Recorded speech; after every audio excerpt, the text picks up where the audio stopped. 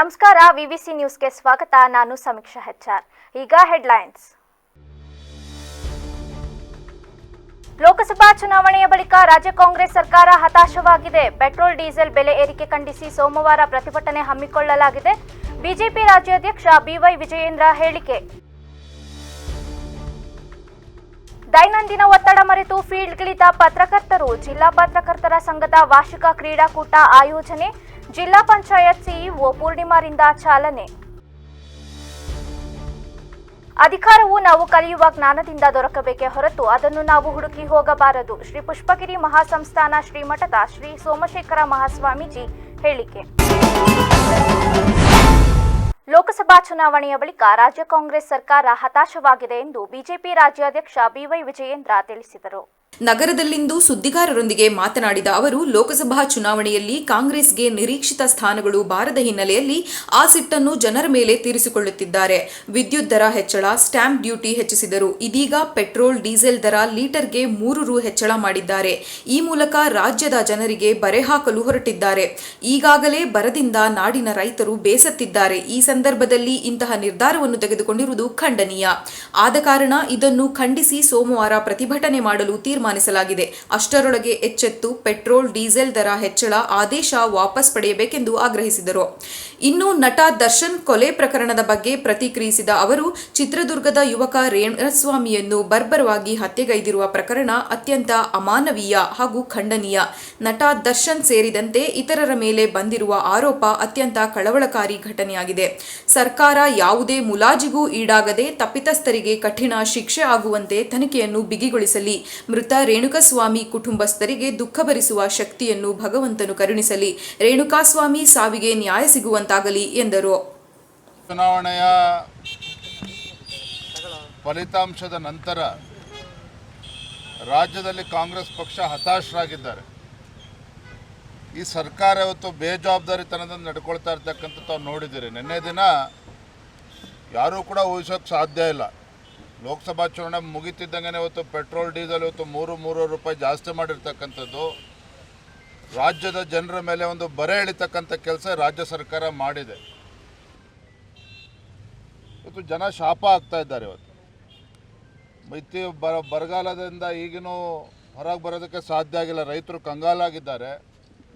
ಈ ಒಂದು petrol diesel ಬಗ್ಗೆ ಮೇಲೆ ಇವತ್ತು ಏನು ದರ ಜಾಸ್ತಿ ಮಾಡಿದ್ದಾರೆ. ಇವತ್ತು ನೋಡಿ, ಇವತ್ತು ಟ್ರಾನ್ಸ್ಪೋರ್ಟೇಷನ್ ದರ ಜಾಸ್ತಿ ಆಗ್ತದೆ, ರೇಟ್ ಜಾಸ್ತಿ ಆಗ್ತದೆ, ತರಕಾರಿ ಬೆಲೆಗಳು ಜಾಸ್ತಿ ಆಗ್ತದೆ.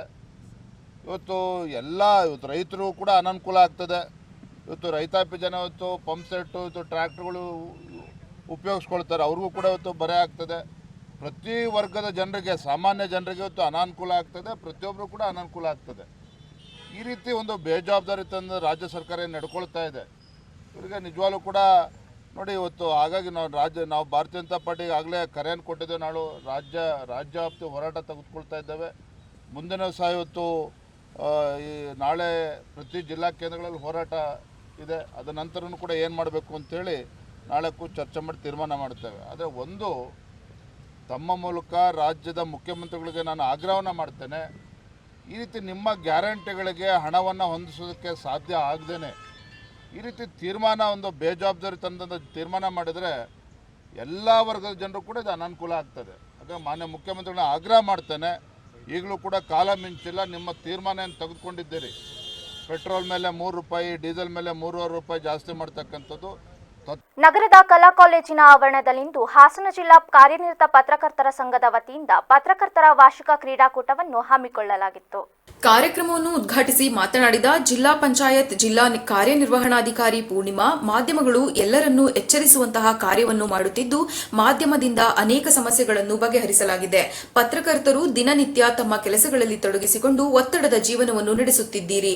ಆದುದರಿಂದ ಈ ಒಂದು ಕ್ರೀಡಾಕೂಟ ಒಂದು ದಿನಕ್ಕೆ ಸೀಮಿತವಾಗದೆ ನಿಮ್ಮ ದಿನನಿತ್ಯದ ಜೀವನ ಶೈಲಿಯಲ್ಲಿ ಅಳವಡಿಸಿಕೊಂಡು ನಿಮ್ಮ ಆರೋಗ್ಯದ ಕಡೆಯೂ ಗಮನ ಕೊಡಿ ಎಂದರು. ಏನು ನಮ್ಮ ಪತ್ರಕರ್ತರಿಗೆ ದೃಶ್ಯ ಮಾಧ್ಯಮ ಇರ್ಬೋದು ಅಥವಾ ಪೇಪರ್ ಇರ್ಬೋದು, ಪತ್ರಿಕೆ ಇರ್ಬೋದು, ಅದರಲ್ಲಿ ಒಂದು ಸಮಾಜದ ಅರೆಕೊರೆಗಳನ್ನು ತಿದ್ದು ನೀವು ನಮ್ಮನ್ನಿರ್ಬೋದು, ಸರ್ಕಾರ ಇರ್ಬೋದು, ನಮ್ಮ ಅಧಿಕಾರಿಗಳಿರ್ಬೋದು, ಕೆಲವು ಮುಖ್ಯವಾದ ವಿಷಯಗಳನ್ನ ನಮ್ಮ ಗಮನಕ್ಕೆ ತರ್ತಾ ಇರ್ತೀವಿ. ಅದನ್ನ ಗಮನಿಸಿ ನಾವು ತಾಲೂಕು ಮಟ್ಟದ ಅಧಿಕಾರಿಗಳನ್ನ ಎಚ್ಚರಿಸಿ ಕೆಲಸ ಮಾಡುವಂಥ ಕೆಲಸವನ್ನು ನಾವು ಮಾಡ್ತಾ ಇದ್ದೀವಿ. ಎಷ್ಟೋ ನೀರಿನ ಸಮಸ್ಯೆ ನಾನು ಗಮನಿಸಿದಾಗೆ ಕೆಲವು ಪೇಪರ್ನಲ್ಲಿ ಬಂದಾಗ ನಮ್ಮ ಗಮನಕ್ಕೆ ಬಂದಿರುತ್ತೆ, ಪಬ್ಲಿಕ್ಕು ಹೇಳಿರಲ್ಲ. ಈ ಸಲ ಅಂತೂ ಈ ಬಿರು ಬೇಸಿಗೆಯಲ್ಲಿ ಈ ಮೂರು ತಿಂಗಳಿಗೆ ಏನು ನೀರಿನ ಸಮಸ್ಯೆ ಆಯಿತೋ ಬಹಳ ಮಂದಿ ಫೋನ್ ಮಾಡ್ತಿದ್ರಿ, ಪೇಪರ್ನಲ್ಲಿ ನೋಡ್ತಿದ್ವಿ, ಬಹಳಷ್ಟು ಸಹಕಾರ ಸಿಕ್ತು ಅಂತ ಹೇಳೋದಕ್ಕೆ ನಾನು ಖುಷಿ ಪಡ್ತೇನೆ. ಜಿಲ್ಲಾ ಪೊಲೀಸ್ ವರಿಷ್ಠಾಧಿಕಾರಿ ಮೊಹಮ್ಮದ್ ಸುಜೀತ್ ಮಾತನಾಡಿ, ಇತರ ಜಿಲ್ಲೆಗಳಿಗಿಂತ ಈ ಜಿಲ್ಲೆಯಲ್ಲಿ ಎಲ್ಲಾ ಪತ್ರಕರ್ತರು ಒಗ್ಗಟ್ಟಾಗಿ ಇರುವುದನ್ನು ನೋಡಿದರೆ ತುಂಬಾ ಸಂತೋಷವಾಗುತ್ತದೆ ಹಾಗೂ ಇದು ಒಳ್ಳೆಯ ಬೆಳವಣಿಗೆಯೂ ಹೌದು. ಇದೇ ರೀತಿ ಎಲ್ಲರೂ ಒಗ್ಗಟ್ಟಿನಿಂದ ಇದ್ದು ಇನ್ನೂ ಹೆಚ್ಚು ಹೆಚ್ಚು ಕಾರ್ಯಕ್ರಮವನ್ನು ಮಾಡಿ ಎಂದು ಶುಭ ಹಾರೈಸಿದರು. ಬಿಕಾಸ್ ಯಾವಾಗಲೂ ಪ್ರೆಸ್ನವ್ರು ಅಂತಂದರೆ ತುಂಬ ರೇರ್ ಆಗಿ ಈ ರೀತಿ ಒಗ್ಗಟ್ಟಾಗಿ ಒಂದು ಸ್ಪೋರ್ಟ್ಸ್ ಮಾಡೋದು ನಾನು ಯಾವ ಜಿಲ್ಲೆಯಲ್ಲಿ ನೋಡಿಲ್ಲ. ಸುಮಾರು 4 ಜಿಲ್ಲೆಯಲ್ಲಿ ನಾನು ನೋಡಿದ್ದೀನಿ, 4 ಜಿಲ್ಲೆಯಲ್ಲಿ ನಾನು ನೋಡೋದಿಲ್ಲ. It is a very good sign of ನೀವೆಲ್ಲರೂ ಜೊತೆಗೆ ಇರ್ತೀರಿ, ಒಟ್ಟಿಗೆ ಇರ್ತೀರಿ ಅಂತ ಒಂದು ಒಳ್ಳೆ ಸೈನ್. ಮತ್ತು ನೀವು ಬೇರೆ ಜಿಲ್ಲೆಯಲ್ಲಿ ನೋಡದೇ ಇರೋದು ಈ ಜಿಲ್ಲೆ ನಾನು ನೋಡ್ಬೋದು. ಬೇರೆ ಜಿಲ್ಲೆ ಅಂತಂದರೆ ನಮಗೆ ಯಾವಾಗಲೂ ಪ್ರೆಸ್ ಮೀಟ್ ಕರೆಯುವಾಗ ನನಗೆ ಮಾತ್ರ ಕೊಡಿ, ನಿಮ್ಗೆ ಮಾತ್ರ ಕೊಡಿ ಅಂತ ಹೇಳ್ತಾರೆ. ಈ ಜಿಲ್ಲೆಯಲ್ಲಿ ಮತ್ತೆ ಇದೆಲ್ಲ ಎಲ್ಲರೂ ಬರಲಿ ಜೊತೆಗೆ ತಗೊಳ್ತೀವಿ ಅಂತಂತಾರೆ. ಅದು ತೋರಿಸುತ್ತೆ ನಿಮಗೆ. It is very clear. ಒಂದು ವರ್ಷಕ್ಕೆ ನಾನು ತಗೊಂಡಾದ್ಮೇಲೆ very very clear the kind of ನೀವು ಎಷ್ಟು ಒಗ್ಗಟ್ಟಾಗಿದ್ದೀರಿ, ಎಷ್ಟು ಜೊತೆಗೆ ಇದ್ದೀರಿ, ಯಾರ್ಯಾರು ಬಿಟ್ಕೊಡೋದಿಲ್ಲ ಅಂತ. ಇದು ತುಂಬ ಖುಷಿಯಾಗಿದೆ that all of you have come together. Most of ಇವತ್ತು ಅಟೆಂಡೆನ್ಸ್ ಜಾಸ್ತಿನೇ ಇದೆ ಅಂತ ಅಂದ್ಕೊಂಡಿದ್ದೀನಿ. ಇನ್ನೂ ಬರ್ತಾನೆ ಇದ್ದಾರೆ. ಆದರೆ ಇವತ್ತು ಕಾರ್ಯನಿರತ ಪತ್ರಕರ್ತರ ಸಂಘದ ರಾಜ್ಯಾಧ್ಯಕ್ಷ ಶಿವಾನಂದ್ ತಗಡೂರು ಮಾತನಾಡಿ, ಇಡೀ ರಾಜ್ಯದಲ್ಲಿ ಪ್ರಪ್ರಥಮವಾಗಿ ಹಾಸನ ಜಿಲ್ಲೆಯಲ್ಲಿ ಪತ್ರಕರ್ತರ ದಿನಾಚರಣೆಯ ಪ್ರಯುಕ್ತ ಕ್ರೀಡಾಕೂಟವನ್ನು ಆಯೋಜಿಸುತ್ತಾ ಬಂದಿದ್ದು, ಇದು ಇಂದು ಮಾದರಿಯಾಗಿ ರಾಜ್ಯದೆಲ್ಲೆಡೆ ಪಸರಿಸಿದೆ. ಒತ್ತಡದ ಜೀವನ ಶೈಲಿಯಲ್ಲಿ ಎಲ್ಲರಿಗೂ ಒಂದು ಅಲ್ಪ ವಿರಾಮ ಬೇಕಾಗಿರುತ್ತದೆ. ಅದಕ್ಕೆ ಈ ಕಾರ್ಯಕ್ರಮ ಸಹಕಾರಿಯಾಗಿ ನಿಂತಿದೆ ಎಂದರು.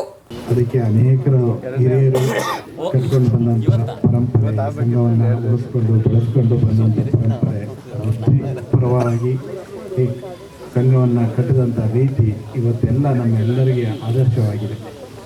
ಸ್ವತಂತ್ರ ಪೂರ್ವದಲ್ಲೇ ಇದು ಈ ಸಂಘಟನೆ 1942ರಲ್ಲಿ ಅನಿಸುತ್ತೆ ಇಲ್ಲಿ ಹಾಸನಲ್ಲಿ ಮೊದಲು ರಾಮಸ್ವಾಮಿ ಅವರು ಶುರು ಮಾಡುವಂಥ ಸಂಘಟನೆ ಇದೆ. ಅವತ್ತಿಂದ ಇವತ್ತಿನವರೆಗೂ ಕೂಡ ಇದರಲ್ಲಿ ಅನೇಕರು ಪತ್ರಕರ್ತರ ಸಂಘದ ಅಧ್ಯಕ್ಷರಾಗಿ ಈ ಸಂಘದ ಸಾರಥ್ಯವನ್ನು ವಹಿಸಿ ನಡೆಸ್ಕೊಂಡು ಬಂದಿದ್ದಾರೆ. ಇವತ್ತಿನವರೆಗೂ ಪತ್ರಕರ್ತರ ನಾವು ಇವತ್ತು ನೆನಪಬೇಕಾದದ್ದು ಒಂದು ಸಂಗತಿ ಏನಂದರೆ, ನಾವು ಪತ್ರಕರ್ತರ ಸಂಘದ ಅಧ್ಯಕ್ಷರಾಗಿದ್ದ ಸಂದರ್ಭದಲ್ಲಿ ನಾವು ಮೊದಲು ಭೇಟಿಪಟ್ಟಿದ್ದು ಶ್ರವಣ ಬೆಳವಣಿಗೆ ಮದನಗೌಡರು ಇಲ್ಲೇ ಇದ್ದಾರೆ.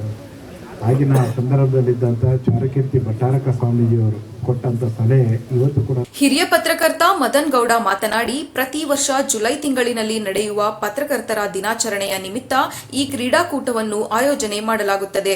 ಜಿಲ್ಲೆಯಲ್ಲಿ ಎಲ್ಲಾ ಪತ್ರಕರ್ತರಲ್ಲಿರುವ ಬಾಂಧವ್ಯ ಇಡೀ ರಾಜ್ಯದ ಪತ್ರಕರ್ತರಿಗೆ ಮಾದರಿಯಾಗುವಂತಹದ್ದಾಗಿದ್ದು, ಮಾದರಿ ಸಂಘ ಎಂಬ ಹೆಗ್ಗಳಿಕೆಗೂ ಪಾತ್ರವಾಗಿದೆ ಎಂದರು. ಪ್ರತಿ ವರ್ಷ ಜುಲೈ ತಿಂಗಳಿನಲ್ಲಿ ಏನು ಪತ್ರಿಕಾ ದಿನಾಚರಣೆ ಆಯೋಜನೆ ಆಗ್ತದೆ, ಅದರ ನಿಮಿತ್ತ ಮುನ್ನ ಈ ಕ್ರೀಡಾಕೂಟಗಳು ನಡೀತಾ ಬಂದಿದೆ. ಈ ಕ್ರೀಡಾಕೂಟದ ಸಮಾರಂಭಕ್ಕೆ ಬಂದಿರುವಂತಹ ಮಾಧ್ಯಮ ಸ್ನೇಹಿ ಜಿಲ್ಲಾ ಪೊಲೀಸ್ ವರಿಷ್ಠ ಮತ್ತು ಈ ಬಾಂಧವ್ಯ ಜಿಲ್ಲೆಯ ಪತ್ರಕರ್ತರ ಜೊತೆಗಿರುವಂತಹ ಒಂದು ಬಾಂಧವ್ಯ ಏನಿದೆ, ಇದು ರಾಜ್ಯಕ್ಕೆ ಮಾದರಿಯಾಗಿರುವಂತಹ ಒಂದು ಬಾಂಧವ್ಯ ಇದೆ. ದೃಶ್ಯ ಮಾಧ್ಯಮ ಇರ್ಬೋದು, ಮುದ್ರಣ ಮಾಧ್ಯಮ ಇರ್ಬೋದು, ಯಾವುದೇ ಕ್ಷೇತ್ರ ಇರ್ಬೋದು, ಪತ್ರಿಕೋದ್ಯಮ ಇರುವಂತಹ ಎಲ್ಲರೂ ಕೂಡ ಒಟ್ಟಾಗಿ ಹೋಗುವಂಥ ಒಂದು ಜಿಲ್ಲೆ ಅಂತ ಹೇಳಿದ್ರೆ ಅದು ಹಾಸನ ಜಿಲ್ಲೆ ಅಂತ ಹೆಗ್ಗಳಿಕೆ ಇದೆ. ಇಡೀ ರಾಜ್ಯದಲ್ಲೇ ಒಂದೇ ಒಂದು ಸಂಘ ಇರುವಂಥದ್ದು, ಯಾವುದೇ ಒಂದು ಪ್ರತ್ಯೇಕವಾದಂತಹ ಸಂಘಟನೆ ಇಲ್ಲದಂತೆ ಒಂದು ಸಂಘ ಬಹಳ ವರ್ಷಗಳಿಂದ, ಅಂದರೆ ಸ್ವಾತಂತ್ರ್ಯ ಪೂರ್ವ ಇತಿಹಾಸ ಇದೆ ಈ ಸಂಘಕ್ಕೆ. ಅದರ ಜೊತೆಗೆ ಇವತ್ತಿಗೂ ಕೂಡ ಈ ಸಂಘ ರಾಜ್ಯದಲ್ಲೇ ಮಾದರಿ ಸಂಘ ಎನ್ನುವಂತಹ ಒಂದು ಹೆಗ್ಗಳಿಕೆಯನ್ನು ಪಡೆದುಕೊಂಡಿದೆ. ಹಾಗಾಗಿ ನಿಮ್ಮೆಲ್ಲರಿಗೂ ನಾನು ಶುಭಾಶಯವನ್ನು ಕೊಡ್ತೀನಿ. ಪತ್ರಿಕೋದ್ಯಮದಲ್ಲಿ ಈ ಸಂದರ್ಭದಲ್ಲಿ ಕಾಂಗ್ರೆಸ್ ಮುಖಂಡ ಗೌಡಗೆರೆ ಪ್ರಕಾಶ್, ಕಲಾ ಕಾಲೇಜು ಪ್ರಾಂಶುಪಾಲ ಇರ್ಷಾದ್, ಸಂಘದ ಮಾಜಿ ಅಧ್ಯಕ್ಷರಾದ ಬಾಳುಗೋಪಾಲ್, ರವೀನಾ ಕಲಗೂಡು ಸೇರಿದಂತೆ ಪದಾಧಿಕಾರಿಗಳು ಹಾಜರಿದ್ದರು. ಅಧಿಕಾರವು ನಾವು ಕಲಿಯುವ ಜ್ಞಾನದಿಂದ ದೊರಕಬೇಕೇ ಹೊರತು ಅದನ್ನು ನಾವು ಹುಡುಕಿ ಹೋಗಬಾರದು ಎಂದು ಶ್ರೀ ಪುಷ್ಪಗಿರಿ ಮಹಾಸಂಸ್ಥಾನ ಶ್ರೀಮಠದ ಶ್ರೀ ಸೋಮಶೇಖರ ಮಹಾಸ್ವಾಮೀಜಿಗಳು ತಿಳಿಸಿದರು. ನಗರದ ಹಾಸನಾಂಬ ಕಲಾಕ್ಷೇತ್ರದಲ್ಲಿಂದು ಕರ್ನಾಟಕ ರಾಜ್ಯ ಸ್ಪಂದನ ಸಿರಿ ವೇದಿಕೆ ಬೆಂಗಳೂರು ಕೇಂದ್ರ ಕಚೇರಿ ಹಾಸನ ವತಿಯಿಂದ 13ನೇ ವಾರ್ಷಿಕೋತ್ಸವದ ಅಂಗವಾಗಿ ಹಮ್ಮಿಕೊಂಡಿದ್ದ ಅಖಿಲ ಭಾರತ ಸ್ಪಂದನ ಸಿರಿ ದ್ವಿತೀಯ ಸಾಹಿತ್ಯ ಮತ್ತು ಸಂಸ್ಕೃತಿ ಸಮ್ಮೇಳನವನ್ನು ಉದ್ಘಾಟಿಸಿ ಮಾತನಾಡಿದ ಅವರು, ಅಧಿಕಾರವು ನಮ್ಮನ್ನು ಹುಡುಕಿ ಬರಬೇಕು. ಒಂದು ವೇಳೆ ನಾವೇ ಅದನ್ನು ಹುಡುಕಿ ಹೋದಲ್ಲಿ ನಮಗೆ ತೃಪ್ತಿ ದೊರೆಯುವುದಿಲ್ಲ. ನಾವು ಏನಾದರೂ ಬೇಕು ಎಂದು ಹೊರಟರೆ ನಮಗೆ ದುಃಖ ಸಿಗುತ್ತದೆ. ಆದರೆ ಯಾವುದೂ ಬೇಡ ಎಂದು ಇದ್ದರೆ ಸುಖ ತಾನಾಗಿಯೇ ನಮ್ಮತ್ತ ಬರುತ್ತದೆ. ಜೀವನದಲ್ಲಿ ಎಲ್ಲರಿಗೂ ಸುಖ ಮುಖ್ಯವಾಗಿದ್ದು ಅದನ್ನು ಪಡೆಯಬೇಕಾದರೆ ಎಲ್ಲರೂ ಒಬ್ಬರಿಗೊಬ್ಬರು ಪ್ರೀತಿಯಿಂದ ಇರಬೇಕೆಂದು ಸಲಹೆ ನೀಡಿದರು. ಇರುತ್ತಲ್ವಾ, ಕಲಾವತಿಯವ್ರ ಮುಂದುವರೆದ್ರೆ ಮತ್ತೆ ನಮಗೆಲ್ಲ ಆಪತ್ತು ಬರುತ್ತೋ ಅಂತ ನೀವು ಅವ್ರ ಕಾಲು ಹಿಡಿದು ಹೇಳೋದು, ಅವರು ನಿಮ್ಮ ಕಾಲು ಹಿಡಿದು ಹೇಳೋದು, ಇದು ಎಲ್ಲ ಕ್ಷೇತ್ರದಲ್ಲೂ ಇರುತ್ತೆ. ಅದು ಸಾಹಿತ್ಯ ಕ್ಷೇತ್ರದಲ್ಲೂ ಇದೆ. ಆದರೆ ತಾಯಿ ನಿಮ್ಮಲ್ಲಿ ಇರುವಂಥದ್ದು ಒಂದು ಉದಾಹರಣೆ ಬಂದೆ, ಆ ಗುಣ ಅಷ್ಟೇ ಇರಬೇಕು. ಇಲ್ಲಿ ಸನ್ಮಾನ, ಶಾಲು, ಸ್ಥಾನ, ಅಧ್ಯಕ್ಷರ ಪಟ್ಟ ಇವೆಲ್ಲವೂ ಕೂಡ ನಮ್ಮ ಜ್ಞಾನದಿಂದ ಸಿಗಬೇಕೇ ಹೊರತು ನಾವೇ ಹುಡ್ಕೊಂಡು ಹೋಗುವಂಥದ್ದಲ್ಲ. ನಾವೇ ಅದನ್ನು ಹುಡ್ಕೊಂಡು ಹೊಂಟಿವಿ ಅಂತಂದರೆ ಅದಕ್ಕೆ ತೃಪ್ತಿ ಅನ್ನೋದು ಸಿಗೋದೇ ಇಲ್ಲ. ತೃಪ್ತಿ ಯಾವಾಗ ಆಗುತ್ತೆ ಮನುಷ್ಯನಿಗೆ ಅಂತಂದರೆ, ಯಾವಾಗ ಒಂದು ಮಾತನ್ನು ಹೇಳ್ತಾರೆ, ಬೇಕು ಅಂದರೆ ದುಃಖ, ಬೇಡ ಅಂದರೆ ಸುಖ ಅಂತೀವಿ. ನಾವು ಬೇಕು ಅಂತ ಹೊರಟಿವಿ ಅಂತಂದರೆ ದುಃಖ ಅದರಿಂದ ಹುಡ್ಕೊಂಡು ಬರುತ್ತೆ. ಅದೇ ಬೇಡ ಅಂತ ಹೊರಡ್ರಿ ಸುಖ ತಾನಾಗೆ ಬರ್ತಾ ಇರುತ್ತೆ. ನಮಗೆ ಬೇಕಾಗಿರೋದು ಸುಖನೇ ಹೊರತು ದುಃಖ ಅಲ್ಲ. ಆ ಕಾರಣಕ್ಕಾಗಿ ಇವತ್ತು ನಿಮ್ಮ ಕ್ಷೇತ್ರದಲ್ಲಿ ಒಬ್ಬರು. ಕಾರ್ಯಕ್ರಮದಲ್ಲಿ ಸಮ್ಮೇಳನಾಧ್ಯಕ್ಷೆ ಹಾಗೂ ಖ್ಯಾತ ಸಾಹಿತಿ ಎನ್ ಶೈಲಜಾ ಹಾಸನ, ಸಂಸ್ಥಾಪಕ ರಾಜ್ಯಾಧ್ಯಕ್ಷೆ ಕಲಾವತಿ ಮಧುಸೂದನ್ ಸೇರಿದಂತೆ ಇತರರು ಇದ್ದರು.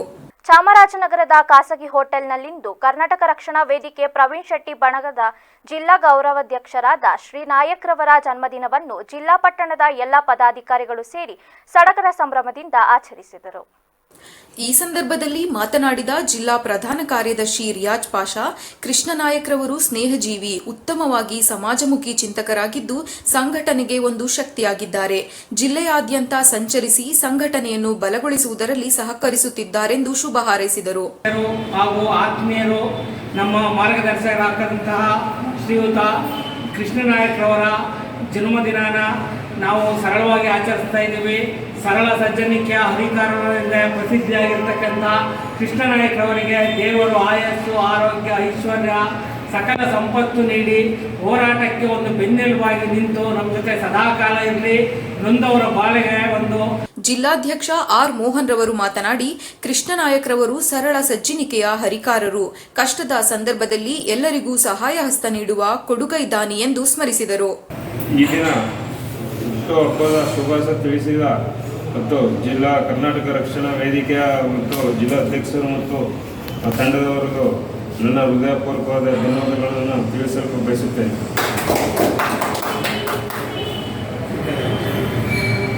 ಈ ಸಂದರ್ಭದಲ್ಲಿ ಜಿಲ್ಲಾ ಉಪಾಧ್ಯಕ್ಷರಾದ ನಾಗೇಶ್ ನಾಯಕ್, ವೆಂಕಟೇಶ್ ನಾಯಕ್, ಜಿಲ್ಲಾ ಕಾರ್ಯಾಧ್ಯಕ್ಷ ಉಮತ್ತೂರು ಚಂದ್ರಸ್ವಾಮಿ ನಾಯಕ್, ಮಾದೇಶ್, ರವಿ ಗುಂಡ್ಲುಪೇಟೆ ಸೇರಿದಂತೆ ಇತರರು ಉಪಸ್ಥಿತರಿದ್ದರು. ಉಡುಪಿ ಜಿಲ್ಲೆಯ ಬ್ರಹ್ಮಾವರ ತಾಲೂಕು ಕಚೇರಿಯಲ್ಲಿ ಭ್ರಷ್ಟ ಅಧಿಕಾರಿಗಳ ಕಾರ್ಬಾರ್ ಹೆಚ್ಚಾಗಿದ್ದು, ಸಾರ್ವಜನಿಕರಿಗೆ ರಕ್ಷಣೆ ನೀಡದೆ ಉಡಾಫೆಯಾಗಿ ತಾಲೂಕು ದಂಡಾಧಿಕಾರಿಗಳು ವರ್ತಿಸುತ್ತಿದ್ದಾರೆ ಎಂದು ಸಾರ್ವಜನಿಕರು ಆರೋಪಿಸಿದ್ದಾರೆ. ಹೌದು, ಬ್ರಹ್ಮಾವರ ತಾಲೂಕು ಕಚೇರಿಯಲ್ಲಿ ಸಾರ್ವಜನಿಕರ ಸಾಕಷ್ಟು ಕೆಲಸ ಆಗದೆ ಹಾಗೆಯೇ ಬಾಕಿ ಉಳಿದಿದ್ದು, ಅದೆಷ್ಟೋ ಸಾರ್ವಜನಿಕರು ತಾಲೂಕು ಕಚೇರಿಗಳಿಗೆ ದಿನಬೆಳಗಾದರೆ ಅಲೆದಾಟ ನಡೆಸುತ್ತಾ ಬಂದಿದ್ದಾರೆ. ಅಧಿಕಾರಿಗಳು ಕೆಲಸಗಳನ್ನು ಮಾಡಿಕೊಡದೆ ನಾಳೆ ಬನ್ನಿ ಎಂದು ವಾಪಸ್ ಕಳುಹಿಸುತ್ತಿರುವ ಪರಿಣಾಮ ಕಡತಗಳು ಬಾಕಿಯೇ ಬಿದ್ದಿವೆ.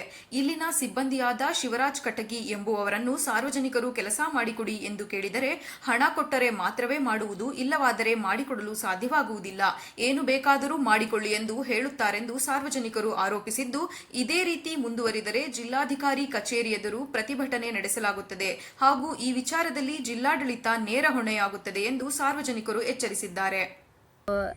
ತಾಲೂಕು ಆಫೀಸಲ್ಲಿ ಇದೆ, ನಮ್ಮದು ಜಾಗ ಸಸೂತ್ರ ಆಗಲಿಲ್ಲ. 4 ವರ್ಷ ಆಗಿದೆ ಕೊಟ್ಟು, ಅದು ಫೈಲ್ ಮೂವ್ ಮಾಡೋದೇ ಇಲ್ಲ.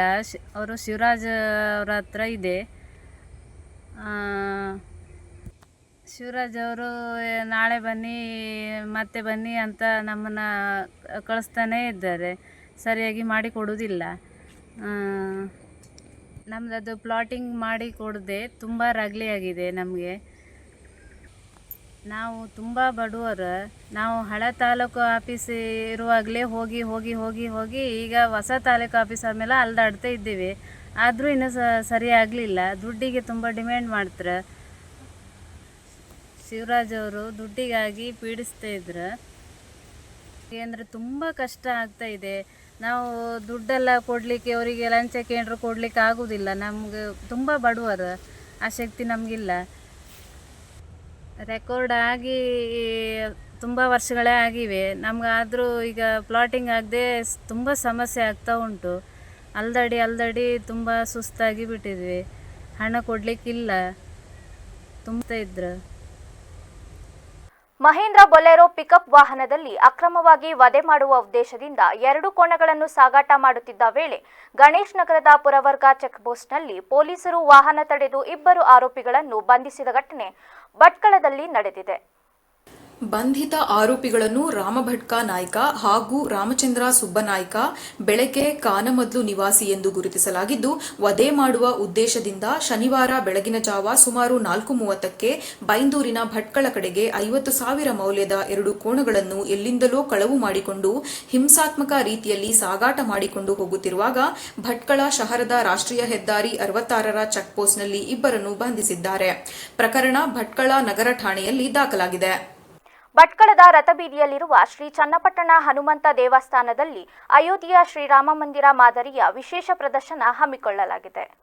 ಶ್ರೀರಾಮ ಭಕ್ತರಾದ ತುಮಕೂರು ಜಿಲ್ಲೆಯ ಬಿದಿರೆ ಗ್ರಾಮದವರಾದ ವೃತ್ತಿಯಲ್ಲಿ ಶಿಕ್ಷಕರಾದ ವಿನಯರಾಮ್ ಈ ಮಹತ್ ಕಾರ್ಯ ಮಾಡುತ್ತಿದ್ದು, ಸನಾತನ ಧರ್ಮದ ಜಾಗೃತಿಗಾಗಿ ಹಾಗೂ ಪ್ರಭು ಶ್ರೀರಾಮನ ಚಿಂತನೆಯನ್ನು ಜನಸಾಮಾನ್ಯರಿಗೆ ತಲುಪಿಸಲು ಮುನ್ನುಡಿ ಇಟ್ಟಿದ್ದಾರೆ. ಯಾವುದೇ ಫಲಾಪೇಕ್ಷೆ ಇಲ್ಲದೆ ಉಚಿತವಾಗಿ ಅಯೋಧ್ಯೆ ಶ್ರೀರಾಮ ಮಂದಿರದ ಮಾದರಿಯನ್ನು ರಾಜ್ಯಾದ್ಯಂತ ಪ್ರದರ್ಶನ ಮಾಡುತ್ತಾ ಬಂದಿದ್ದು, ಈಗಾಗಲೇ ರಾಜ್ಯಾದ್ಯಂತ 108 ಕಡೆಗಳಲ್ಲಿ ಈ ಮಂದಿರದ ಮಾದರಿ ಪ್ರದರ್ಶಿಸಿದ್ದಾರೆ. ಜೀವನದಲ್ಲಿ ಒಮ್ಮೆಯಾದರೂ ಶ್ರೀರಾಮನ ದರ್ಶನ ಪಡೆಯಬೇಕು ಎನ್ನುವಂತಹ ಹಂಬಲ ಪ್ರತಿಯೊಬ್ಬ ರಾಮಭಕ್ತರಿಗೆ ಇರುತ್ತದೆ. ಆದರೆ ವಯೋವೃದ್ಧರಿಗೆ ಹಾಗೂ ಹಿರಿಯ ಜೀವಿಗಳಿಗೆ ಇದು ಕಷ್ಟವಾಗಬಹುದು ಎಂಬುದನ್ನು ಗಮನದಲ್ಲಿರಿಸಿಕೊಂಡು ಶ್ರೀರಾಮ ಮಂದಿರ ಮಾದರಿ ಪ್ರದರ್ಶನ ಆಯೋಜಿಸಲಾಗಿದೆ. ಜೂನ್ 15ರಿಂದ 22ರವರೆಗೆ ಶ್ರೀರಾಮ ಮಂದಿರ ಮಾದರಿ ಪ್ರದರ್ಶನ ಹಮ್ಮಿಕೊಂಡಿದ್ದು, ಭಟ್ಕಳದ ಸಮಸ್ತ ರಾಮಭಕ್ತರು ಶ್ರೀರಾಮ ಮಂದಿರದ ಪ್ರತಿಕೃತಿಯ ದರ್ಶನ ಪಡೆದು ಕೃತಾರ್ಥರಾಗುವಂತೆ ವಿನಂತಿಸಲಾಗಿದೆ. ರಾಮನ ಆದರ್ಶ ಮತ್ತು ವ್ಯಕ್ತಿತ್ವದ ಬಗ್ಗೆ ಜಾಗೃತಿ ಮೂಡಿಸಬೇಕು ಅಂತ ಹೇಳ್ಬಿಟ್ಟು ಇದು ಇಡೀ ದೇಶದೆಲ್ಲೆಡೆ ಮಾಡಬೇಕು ಅಂತ ಒಂದು ಸಂಕಲ್ಪ ಆಗಾದ್ಮೇಲೆ ಇದು ಸ್ಟಾರ್ಟ್ ಮಾಡಿದ್ದು. ಇದ್ರ ಮುಖಾಂತರ 108 ಕಡೆ ಇಡಬೇಕು ಅಂತ ಒಂದು ಭೀಷ್ಮನ ಪ್ರತಿಜ್ಞೆ ಥರ ಆಗಿ ನಾನು 67ನೇ ಪ್ರದರ್ಶನವನ್ನು ಇದು ಭಟ್ಕಳದಲ್ಲಿ ಮಾಡ್ತಾ ಬರ್ತಾ ಇದ್ವಿ. ಇದ್ರ ಬಗ್ಗೆ ಮಾಹಿತಿ ಕೊಡಬೇಕು ಅಂತ ಹೇಳಿದ್ರೆ ನೆಲ ಮಹಡಿ, 1ನೇ ಮಹಡಿ, 2ನೇ ಮಹಡಿಯಿಂದ ಬರುತ್ತೆ ಅಯೋಧ್ಯೆದು. ನೆಲ ಮಾಡಿ ರೆಡಿ ಬಾಲರಾಮ ಪ್ರತಿಷ್ಠಾಪನೆ ಆಗಿದ್ದಾನೆ. ಅದ್ರ ಜೊತೆ ಲಕ್ಷ್ಮಣ ಭದ್ರ ಶತ್ರುಘ್ನ ಸಹ ಇರ್ತಾರೆ. ಅವ್ರು 4 ಜನ ಹುಟ್ಟಿ ಬಿಟ್ಟಿದ್ದಾರೆ ಅಯೋಧ್ಯೆಯಲ್ಲಿ. ಆದ್ದರಿಂದ ಅವ್ರು 4 ಸಹ ಶಿಶುವಿನ ರೂಪದಲ್ಲೇ ಇದ್ದಾರೆ.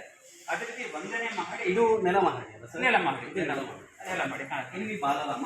ಅದ್ರ ಮುಂದೆ ಪುಟ್ಟಾಗಿ ಲಕ್ಷ್ಮಣ ಭರದ ಶತ್ರುಘ್ನ ಚಿಕ್ಕದಾಗಿ ಇಷ್ಟು ದೂರ ಕಾಣಿಸಲ್ಲ. ಅಲ್ಲೂ ಸೇಮ್ ಅದೇ ಥರನೇ ನಮಗೆ ಇದೇ ಸೇಮ್ ಅಲ್ಲಿದೆ. ಇದೆ ಈ ಕಂಬಗಳು ಅದೆಲ್ಲ ಸೇಮ್ ಆಗಿ ಇದೆ ಥರ. ಅದೇ ರೀತಿ 1ನೇ ಮಾಡಿ ರಾಮನ ಆಸ್ಥಾನ ಅಂತ ಆಗುತ್ತೆ, ದರ್ಬಾರಲ್ ಅಂತೀವಿ. ರಾಮ ಕಲ್ಯಾಣ ಆದ್ಮೇಲೆ ಕಲ್ಯಾಣ ರಾಮನಾಗಿ ಸೀತಮ್ಮನ ಜೊತೆ ಪಟ್ಟಾಭಿಷೇಕಕ್ಕೆ ಬಂದು ಕೂತಂತಾನೆ, ಪಟ್ಟಾಭಿ ರಾಮನಾಗಿ. ಅಲ್ಲಿ ರಾಮನ ಪರಿವಾರ ಎಲ್ಲ ಅಲ್ಲಿ ಬರ್ತಾರೆ. ಅಂದ್ರೆ ಕೊಪ್ಪಳ ಜಿಲ್ಲೆಯ ಕುಕನೂರು ಪಟ್ಟಣದಲ್ಲಿಂದು ನೂತನವಾಗಿ ವಿಕಾಸ ಸೌಹಾರ್ದ ಕೋಆಪರೇಟಿವ್ ಬ್ಯಾಂಕ್ನ ಕುಕನೂರು ಶಾಖೆಯ ಪೂಜಾ ಸಮಾರಂಭ ನೆರವೇರಿತು. ಬ್ಯಾಂಕಿನ ಅಧ್ಯಕ್ಷರಾದ ವಿಶ್ವನಾಥ್ ಹಿರೇಮಠ್ ಮಾತನಾಡಿ, ವರ್ಷದ 365 ದಿನಗಳ ಕಾಲ ನಿರಂತರವಾಗಿ ಬ್ಯಾಂಕಿಂಗ್ ಸೇವೆ ಒದಗಿಸುತ್ತಿರುವ ದೇಶದ ಏಕೈಕ ಬ್ಯಾಂಕ್ ಇದಾಗಿದ್ದು, ವಿಕಾಸ ಬ್ಯಾಂಕ್ನ ಬೆಳ್ಳಿ ಹಬ್ಬದ ಸಂಭ್ರಮ ಸಂದರ್ಭದಲ್ಲಿ ವಿಕಾಸ್ ಬ್ಯಾಂಕ್ ರಾಜ್ಯದ ಪ್ರತಿಷ್ಠಿತ ಸಹಕಾರಿ ಬ್ಯಾಂಕ್ ಎಂದು ರಾಜ್ಯದೆಲ್ಲೆಡೆ ಗುರುತಿಸಲ್ಪಟ್ಟಿದೆ. ಇಂದು ಕುಕನೂರು ಶಾಖೆಯ ಪೂಜಾ ಸಮಾರಂಭ ನೆರವೇರಿದ್ದು, ಬರುವ ದಿನಗಳಲ್ಲಿ ಇನ್ನೂ ಅನೇಕ ಶಾಖೆ ತೆರೆದು ಅಭಿವೃದ್ಧಿಪಡಿಸಲಾಗುವುದು ಎಂದು ತಿಳಿಸಿದರು. ಈ ದಿನ ಕುಕನೂರು ಪಟ್ಟಣದಲ್ಲಿ ವಿಕಾಸ ಸೌಹಾರ್ದ ಕೋಆಪರೇಟಿವ್ ಬ್ಯಾಂಕ್ ತನ್ನ ಶಾಖೆಯನ್ನು ಪೂಜೆ ಮಾಡೋದ್ರ ಮೂಲಕ ಆರಂಭ ಮಾಡ್ತಾ ಇದೆ. ವಿಕಾಸ್ ಬ್ಯಾಂಕಿನ ಬಗ್ಗೆ ಹೇಳೋದಾದರೆ, ವಿಕಾಸ್ ಬ್ಯಾಂಕ್ ಕಳೆದ 27 ವರ್ಷಗಳಿಂದ ಹೊಸಪೇಟೆಯನ್ನು ಕೇಂದ್ರ ಕಚೇರಿಯಾಗಿ ಹೊಂದೋದ್ರ ಮೂಲಕ ಸಾರ್ವಜನಿಕರಿಗೆ ಸೇವೆಯನ್ನು ನೀಡ್ತಾ ಇದೆ. ವಿಕಾಸ್ ಬ್ಯಾಂಕು ಸಾಕಷ್ಟು ಹೊಸತನಗಳನ್ನ ಮೈಗೂಡಿಸ್ಕೊಂಡು ಬಂದಿದೆ. ವಿಶೇಷವಾಗಿ ಇಡೀ ದೇಶದೊಳಗಡೆ ಯಾವುದೇ ಬ್ಯಾಂಕು ನೀಡದೇ ಇರುವಂಥ ವರ್ಷದ 365 ದಿನವೂ ಸಹಿತ ಸೇವೆ ನೀಡುವಂಥ ಒಂದು ಯೋಜನೆಯನ್ನು ಹಾಕ್ಕೊಳ್ಳೋದ್ರ ಮೂಲಕ ಯಾವುದೇ ಸಿಟಿನೊಳಗಡೆ ಅಥವಾ ಯಾವುದೇ ಜನ ಬ್ಯಾಂಕಿನ ಸೇವೆಯನ್ನು ಪಡ್ಕೊಳ್ಳೋದಕ್ಕೆ ಅನುಕೂಲ ಮಾಡಿಕೊಟ್ಟಿದ್ದೀವಿ.